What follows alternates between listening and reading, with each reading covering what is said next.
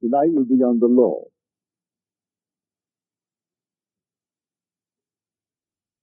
I think you'll find it a very practical evening. But remember, you are the operant power. It doesn't operate itself. But all day long, whether you know it or not, you are operating. Nothing appears to us in perception which cannot be duplicated in fancy. Consequently, the world perceived always resembles our private fancy, and is therefore, as far as the evidence goes, imaginal in character. Now, here we are trying to find the cause of the phenomena of life. What makes things happen? Why is that one poor and that one rich? Why is that one known and the other unknown? And why is one this and the other that? And yet we are told in Scripture there is only one cause, only one God. Hear, O Israel, the Lord, our God, the Lord is one. We aren't two gods, there's only one God. But we have to find out who this one God is. If I should speak to you now and say, and speak of your God, the chances are, and you can give it any number you want, 1,000,001 or trillions in one, that hearing the word your God, that your mind will instantly think of someone or something external to yourself. I do not care how you form it, but you will think of God, your God, as external to yourself. But if I spoke of your imagination, I am certain you will think of no one but yourself.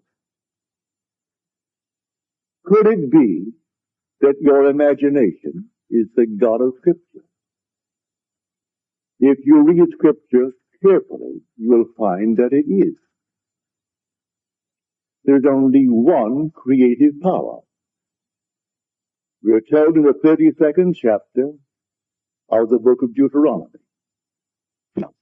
that I, even I, am He, and there is no God beside me. I kill, I make alive, I wound, I heal, and there is none that can deliver out of my hand. From this we see that the creative power of the world, the creator of the world, is like pure imagining in ourselves. He works in the very depths of our souls, underlying all of our faculties, including perception. But it streams into our surface life, least disguised, in the form of productive fancy. So you see anything here through your senses. Shut your eyes, close your senses completely, and you can reproduce it in fancy. Does it teach me anything? Well, I'll tell you, it'll teach you everything if you'll believe it. If I can get you to accept the true God, the only true God, which is your own wonderful human imagination. Does Scripture teach it really? Yes, Scripture does. And the word of the Lord, the word translated Lord, is the Hebrew Yod He Vav He. It's not sounded, although we do try to sound it, we translate it as the Lord, and sometimes Jehovah, and sometimes they'll translate it, which they shouldn't, say as God. But the Lord, yes. The word Jehovah, yes. Well, the word Jesus begins Yod He Vav. So here we find the same root in the word Jesus. Therefore they call him the Lord. And the word of the Lord came to Jeremiah, saying, Arise and go down to the potter's house, and I will let you hear my word. So I went down to the potter's house, and there he was, working at his wheel. And the vessel in his hand was spoil that he was making of clay. But he reworked it into another vessel, as it seemed good to him to do. Well, the word potter, you think in terms of a man. I know in little Barbados, where I was born, I would go up to the potter's field. And there he was, working these things out of clay. Things where we would put the normal water into it, and in some strange way, it chilled it. You could always depend upon a nice cold glass of water if poured from what we called the monks. It was a thing made of clay, had a little clay top, and an open thing like a huge big teapot, but made of clay. In the hottest moment of the day, if you poured it from that clay, it was always nice and cold.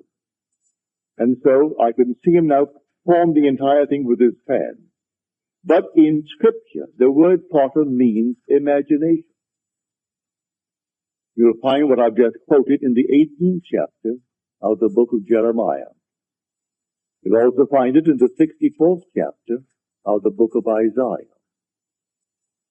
Thou art our Father, our potter. Who is the Father? Well, the Lord. Well, the true translation of the word Lord, which is Yod He Vav He, is I am. If I should go to the people of Israel and say to them, the God of your fathers sent me unto you, and they ask me, what is his name? What shall I say? Say to them, I am. That is who I am.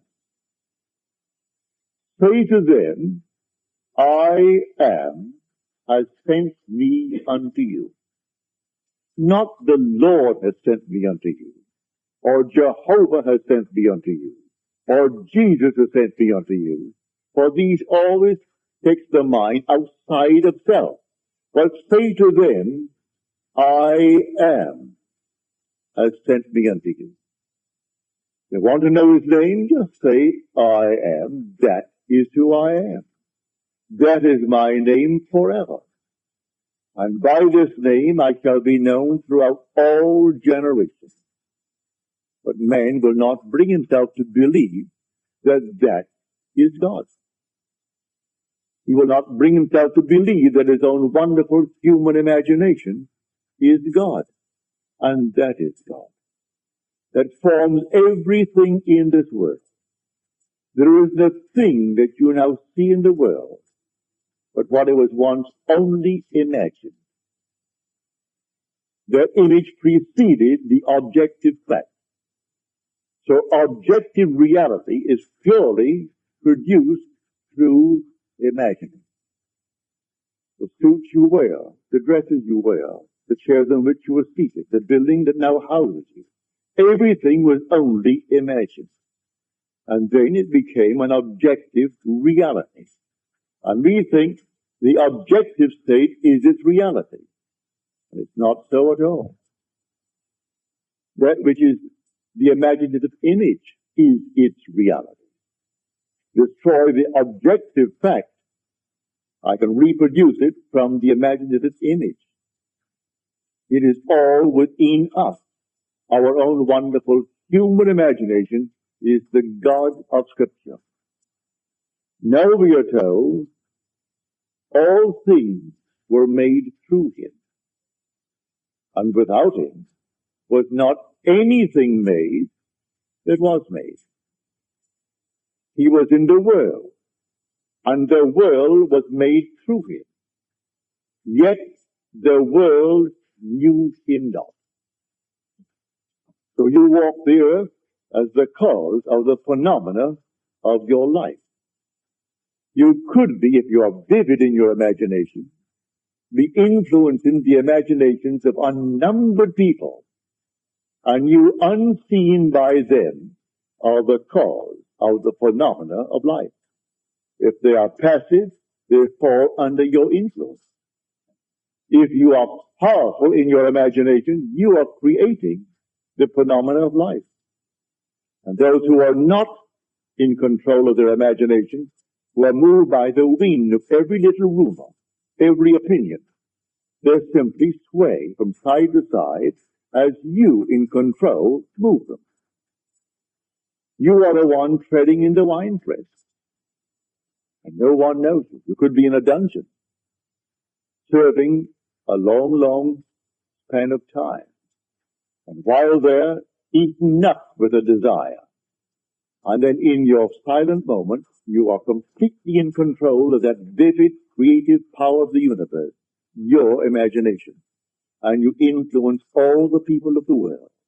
For all things by a law divine, in one another being made. I couldn't see you if you did not penetrate my brain. I couldn't hear you if you didn't penetrate it. So all things by a law divine in one another's being mingled. The whole vast world is one. You in control of the creative power, which is your own wonderful human imagination. You can sway the entire vast world. If you can't do it, as some dictators have tried to do it, they bring in their propaganda machines. And then they try to force man into a certain shell, into a certain state. And quite often they succeed up to a point. But you, without the aid of any machine in this world, you can change the structure of your world by the control of your own wonderful human imagination. That is God. That is the Lord spoken of in Scripture. That is Jesus. Or can you imagine? Well, that is God in operation. God only acts and is in existing beings or men. But how does he act? As I imagine.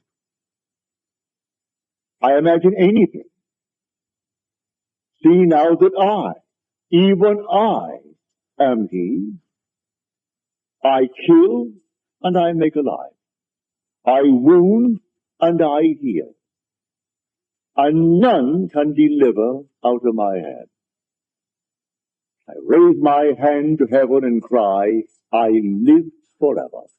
That's the immortal you. It cannot die. When you say I am, it cannot die. It's not confined to the little garment that you're wearing. That's a mask that you put upon yourself that you may be seen in this world of shadows. But you are not the mask that you wear. You are an immortal being, and that immortal being is God the Father, as spoken of in Scripture. But I would like you to begin to feel it is simply I am. And by that, imagination. You can sit down this very moment and begin to dream the most glorious dream in the world concerning yourself. At the moment of the dream, reason denies it. Your senses deny it. But if you dare to assume that assumption, that you are already that in its fullness, and persist in that assumption, it will harden into fact. Blake said, I met Isaiah and Ezekiel, and I dined with them last night. And I say to Isaiah, do you really believe that an assumption will harden into fact? He said, all prophets believe that it does, but today not very many are capable of an assumption of anything. They change from moment to moment. If I could dare to assume that I am what at the moment reason denies and persist in my assumptions in a way that I do not know and I need not be concerned about, it will actually find the necessary means to externalize itself within my will. That I know from experience, and Scripture teaches it from beginning to end. This is the law that came after the promise. The promise came first, and that is irrevocable. No one can fail in the fulfillment of the promise. You will awaken one day as God himself, and you will know it. That is the promise. But while we are moving through this vale of tears, we have a law, and the law is the law of assumption. If I dare to believe that what I have said will come to pass, and not question it, well, go your way, it will come to pass. Here's a simple thing. My father, in a little tiny island, it's only 21 miles long by 14 wide. That's where I was born. He is not a brilliant mind. He's gone from this world at the age of 85. His time was up and he departed. He had no formal education, very little education. The war came, the First World War came to an end in 1918. The boys began to return in 1919. As these troop ships came in, bringing back the boys from Europe and from North Africa, he heard the officers, the captains, and the stewards discuss the next World War. I can hear my father now. For in 1919, I was born in 1905, so here I am, 14 years of age. And all of us are now growing up, young men. My father said, we'll have another war in 20 years. It'll break in 1939. Mother said, Joseph, why do you say that? Look at all of our boys. They'll all be ready for the war. Why do you say that? And there were 9 boys, 1 girl. He said, it will happen in 1939, 20 years. He even named the 2 sides and placed Italy on the side of Germany and Japan on the side of Germany, leaving England and France and Russia. He didn't mention the others. They were naturally, it's took it for granted that America would come in to defend the liberty that we have inherited from England. What we now call the Bill of Rights. All this is part of the foundation of that English-speaking word. And he thought, well, now America will come at the appropriate time, but in 1919 it will break. Well, on September the 1st, 1919, it broke. I was driving through from Montreal. I just spent 2 weeks on the Canadian border. Went into Montreal, and I had, well, champagne and stouts. It's a delightful drink, by the way. And so I had a few of those. We got into the car and started back. And on the way back, here comes the radio, and here's the news. England has just declared war on Germany. Germany moved on Poland. England had a treaty and declared war. That was September 1919. Now, my father was not a prophet, but he firmly believed in his assumption. He was spreading the wine press in this tiny little island called Barbados, 21 miles long by 14 at its widest point. So you don't have to be in a palace. You don't have to be in the White House. You don't have to be in any prominent place or the Vatican. Someone in a dungeon this night is spreading the wine press. And who knows what's going to happen when she has spread the wine press. It is always happening because he waits on us just as swiftly and as indifferently when the will in us is evil as when it is good. For I kill and I make alive.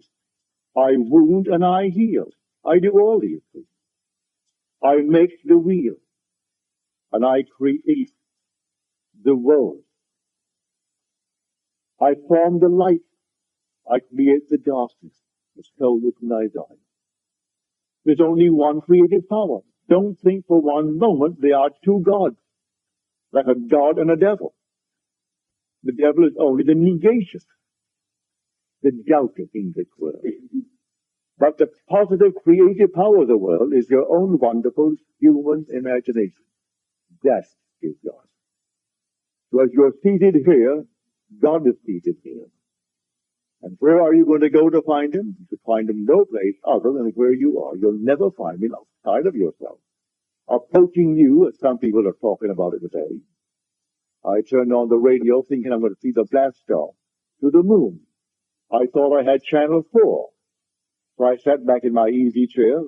Oh, I didn't know what time it was going to come on. It said maybe 10 minutes to 10. So I turned it on at quarter to. And here comes this so-called prophet. He's from Australia. And he's being questioned by someone else. And he's giving all the interpretations of the prophecy of Scripture. And I wondered, is this an insane asylum or something? And here he has given me all these little dates. Why Israel won in 6 days the last war, rather than others, because Israel always rests on the 7th day. Of all the nonsense in the world. And he is actually, before a past, undoubtedly a large audience, maybe not last Sunday morning, because it was an important thing, the boys blasting off to the moon. I thought I had channel 4 and I had channel 5. So I sat there waiting, maybe some weather has delayed the thing, because I thought it was 4. And after 15 minutes of this nonsense, I got up and checked, and I missed the blast off. See? Completely gone. Luckily, it was a replay, so they replayed it later, and I saw the blast off. And this goes on every Sunday morning. And then they call him an authority, and he so smiles, he so loves that. You are an authority on the Bible. Well, you never heard this nonsense in your life. Well, that is it. I'm telling you of the true God. God became as we are, that we may be as he is. And that God is your own wonderful human imagination. So when you say, I am, that's God. There is no other God. He literally became as we are. Our every breath is the breath of God. But he does not in any way interfere with this level of awareness and compel us to be good, compel us to be kind, compel us to be anything. We can exercise the talent, no matter what mistakes we make, what horrors we make in this world, and we have done it, and are still doing it in this world. And who suffers? Only God suffers. What you say, but I am suffering. That's his name. Forever and forever, he has no other name. It's not Jehovah. It's not the Lord. It's not Jesus. It is simply I am. That is the Father.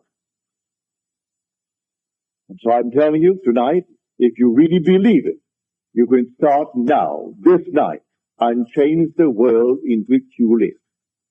Start with your own environment. What would it be like if it were true that I am now the man that I would like to be, or the woman that I'd like to be? And then simply define it as clearly, for the word potter simply means to mold into a form. The first definition is imagination. It means to resolve. It means to determine. So you're determining a certain state in your world. A resolution now. I resolve to be, and you name it. Not based upon the evidence of your senses, or what reason dictates, but a wish on your part. As we are told in Shakespeare, it hath been taught us from the primal state that he which is was wished until he were. And so, he is now a reality in my world. He began only as a wish. I am the man I wanted to be. It began as a wish. My father became the success that he was when he departed this world. It began as a wish. He didn't have one penny in this world. He went to a school, and what do you think the charges were? A penny a week. The British penny being 2 cents. It was 2 halfpennies, 1 penny. A penny a week. And many a week, his father being a very, very heavy drinker, couldn't find the penny to pay that fabulous scholastic fee. But he came out and started without a decent education, but he had a dream. And he always had the dreams. And when he was toppled from a small little partnership, 2 of my brothers went to see the 3 men who actually maneuvered the entire thing. And they asked, why? What happened to Daddy? Why did this thing happen? You know what one of them said to my 2 brothers? You Goddard throw your hat too high. Well, you can't throw it high enough, may I tell you. Who in this world is more entitled to any exalted state than you, when housed within you is the only God? So they said, you Goddard, throw your hat too high. He wanted us to always remain based upon the level where my parents began in this world. That was not my father's dream. So the partners all died working for other people at small little salary. And my father died working only for himself and his son at the age of 85, and left 10 children, each financially independent. So they threw the hat too high, did he? If he had lived longer, he'd have thrown it even higher. That was my father's dream. So do not let anyone tell you to be satisfied with this, that, or the other. It is the God in you that gives you desire. You wouldn't eat tonight if you didn't have a desire. And who is desiring? It is God desires. Desiring constantly to transcend himself. And so tonight, you dream noble dreams. I am telling you, those who are coming here, those who have been coming through the years, New York, San Francisco, and elsewhere, they're now beginning to really come into a head to awaken to the truth that I have been telling you through the years. That you're going to discover that you are God the Father. Thou art our Father, yet our Potter. And we are the clay in thy hand.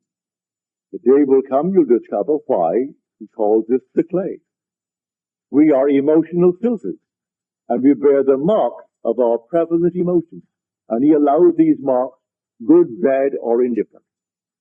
He does not in any way dictate what I should entertain as a thought. All right, entertain it. So I want to feel sorry for myself and go out and eat worms. Go and eat the worms. Have some more. That's exactly what he does to all of us. No compassion whatsoever. Not to think for one moment that he's going to stop you in the act. He allows you to completely run your own world, as it were, and make all the mistakes in the world. Thou hast delivered us into our iniquity. And the word deliver in Greek, in Hebrew, and in Latin means to melt. He has melted us and melted us into our iniquity. So we are so much a part of it, we can't even separate ourselves from these infirmities. He allows us to be delivered right into our iniquities. As told us in the 64th chapter of the book of Isaiah. Read it carefully, and you'll see this vision that possessed these men who were qualified to hear from the depths of their own selves. But they heard it as adumbration. And then came the understanding of these shadows, these foreshadows. And the day will come that every one in this world will discover he is God the Father. And because he is the Father, then there must be a Son. And that son is David. David is the Christ spoken of in Scripture, but man doesn't know that yet. I am telling you from experience, I know it. And one day you're going to actually see the Christ who reveals you as the Lord, who is the Father. So David is called not in Scripture, but the thing is going dead again. All right. Here it's not back. Is it back? Yeah. So I'm telling you, there's only Father and Son in this entire wonderful story. Well, then who then is this David that is the Son? David is the sum total of all the parts that the Lord, I am, has played. He is the resultant state. And you've played all the parts, good, bad, and indifferent. And having played all the parts, then the sum total, the resultant state comes out, and there he stands before you. And he is David. David is the resultant state, the Christ, the anointed one of the Father. And it takes him to reveal you as God the Father. And everyone is going to have this experience. There's a lady here tonight who had this experience back in November. That I came upon this beautiful youth of sheer innocence, about 13 years of age, ruddy of complexion, as described in the 16th chapter of 1 Samuel. And he came to me and he said, "You are in the fatherhood degree." And I said to him, "How do you know?" He said to me, "I know. I know." And then the vision faded. Then she said, "I had this experience. I saw 3 men walking towards me. They were all with a heavenly smile on their face. As they approached, they so resembled each other they could be triplets. They could be brothers, but triplets. They were so completely alike as they approached. And one had an infant wrapped in a blanket. And he came towards me and placed it in my hand. And I took the infant, and I knew it was my child. Now, 2 days prior to this experience, lying on my bed, I saw these heavenly colors of, well, purple, sort of the amethyst color. And then as they faded, it formed into the most wonderful, brilliant star. I'm looking at the star when suddenly the whole thing faded, and 2 days later came these 3 messengers bringing the infant child. Well, that's told us in the book of Genesis. Abraham sat in the heat of the day, as he sat in the tent, and 3 men appeared to announce to him that he would be a father, in spite of his advanced years. And Sarah, it has ceased to be with her after the manner of women. This is all beautiful imagery. It's all you. You are the Abraham. You are the Sarah. And the Isaac is the child that is given as a sign of your birth from above. And so here she had the most marvelous experience. She knew the child was hers, and 3 messengers so alike they looked like triplets. And then the star that preceded the entire thing by 2 days. And then the youth would say to her, "You are in the fatherhood degree."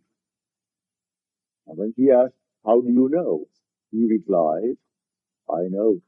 And then affirmed it by the second statement, "I know."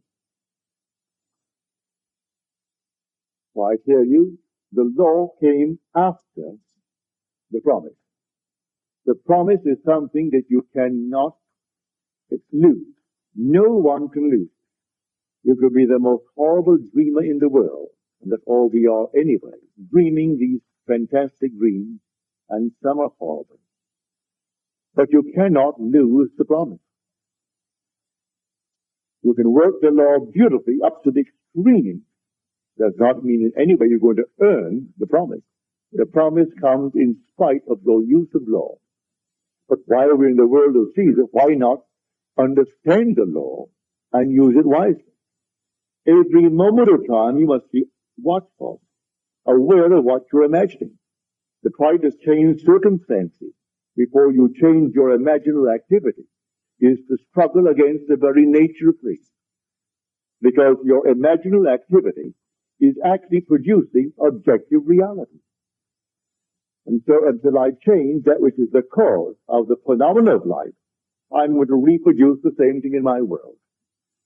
So start tonight to change it by changing the imaginal activity. So here, Pocket said, and I think it's a very marvelous statement that he made. The secret of imagining is the greatest of all problems, to the solution of which all should aspire. For supreme power, supreme wisdom, supreme delight lies in the far-off solution of this mystery. There are so many facets to it. Here I stand, and I say I'm all imagination. But am I reading here based upon the evidence of my senses? Can I not block out what my reason and my senses are dictating and be elsewhere? Can I not imagine myself to be elsewhere and view the world from there? Instead of wanting to be there and viewing it from here, which tells me I am not. Well, try it. You can be any place you want to be in this world. Man must be wherever he is in imagination, for man is all imagination. So I will simply imagine myself to be elsewhere, if that's where I want to be. Or to be other than what I am, if that's what I want to be. And view the world from that assumption. Go forward and prepare the place. Because wherever the sole of your foot shall tread upon, the same gave I unto you. Wherever the sole of my foot treads, he gives me. Well, then don't remain here all the time if I want to be elsewhere. And the elsewhere need not be spatial. It could be in a financial manner. It could be in a social manner. It could be in any manner. And so I would dare to trade on a different level. I would dare to assume that I am that which I want to be. I'm treading on it. And I must be wherever I am in imagination, for I am all imagination. Man is all imagination, and God is man, and exists in us, and we in him. The eternal body of man is the imagination, and that is God himself. The divine body we call Jesus is your own wonderful human imagination. And you beat him morning, noon, and night by the misuse of your imagination. He bears all the stripes of man. But he's only your own wonderful human imagination. And he is the immortal you. One day he will awaken in you, not as another, but as you. That these fellows go forward believing that some strange thing is going to happen, and he's going to come out of the clouds and shake their hand. They'll wait forever. When he comes from within, because he is within. Do you not realize that Jesus Christ is in you? Unless, of course, you fail to meet the test. Examine yourself to see whether you're holding to the faith. Jesus Christ is in you. Do you not realize that you are the temple of the Lord and the Spirit of God dwells in you? If he dwells in thee, why look on the outside for him to come? When he comes only to awaken within thee, because he's already within thee. He awakes within thee as the very being in whom he awakes. And then I see confirmation of that when I see the resultant state daily. And it's handsome, wonderful, you can never want them paint. Oh, they can paint it, but you can't paint or sculpture the beauty of David. He's beyond description. Something alive that you cannot describe. That's the resultant state of all the parts that the Lord has placed. And who is the Lord? I am He. So you're told you will die in your sins unless you believe I am He. Now this person believes in an external God. They find it so much easier to stick him on the wall and cross themselves and get done and genuflect. That's done. Did it for today, before my work today is done now. We'll do it again tomorrow. Meanwhile, I go about my business doing all kinds of nonsenses with my imagination, and I think I serve the Lord. It's not something you do once in the morning before some little thing on the wall. It's something you do 24 hours a day. You carry it right into the dream world with you. And there your reactions are as they should be when you're awake here. That you're completely in control of your wonderful human imagination, for that's God. That's the creative power of the world.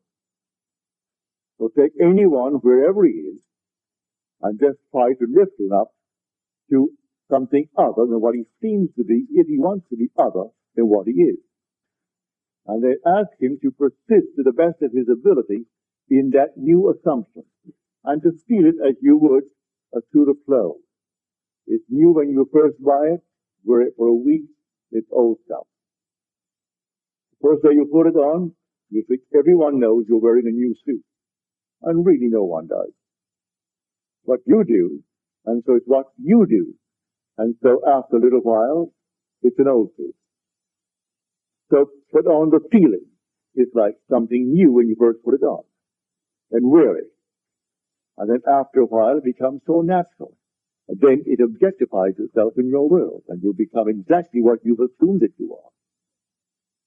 For an assumption, go forth, if persisted in, will harden into fact.